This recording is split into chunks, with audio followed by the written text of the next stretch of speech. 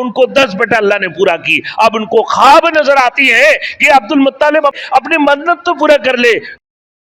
Thanks for watching. Don't forget to like, comment, share and subscribe to Maulana Habibullah Rohani official. جب کنواں کھود رہے تھے پھر نیت کر لیا اللہ تو مجھے 10 بیٹا دے دے. جب میرے بیٹا جوان ہوگا میں تیرے نام پہ نظر کر دوں گا, میں منت مانگتا ہوں تیرے نام پہ میں اس کو قربان کروں گا. اور یہ جب سنا میرے دوستوں, ان کو 10 بیٹا اللہ نے پورا کی. اب ان کو خواب نظر آتی ہے کہ عبد المطلب اپنے خواب تو پورا کر لے, اپنے منت تو پورا کر لے.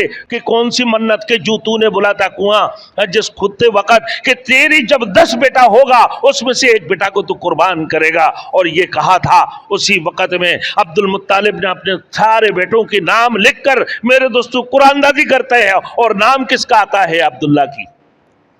اور وہ چھری لیتے ہیں, اپنے چھپے ہوئے چھری کو لے کر اپنے بہن بھائیوں کی سامنے سے گزارتے ہیں کہ بھائی آج عبداللہ کو قربان کریں گے. عبداللہ کو قربان کے لیے لے کے جاتے ہیں. ان کی بیٹی کہتے ہیں ابا جان میرے بات تو سن لو. کیا ہے میرے باپ, ذرا یہ تے کر لو. بولے کیا ہے؟ بولے کچھ 10 اونٹوں کی نام لے کر اور اس کے بعد عبداللہ کے نام سے قرآن دازی کر لو, شاید اونٹوں کی قربانی تمہیں قبول ہو جائے.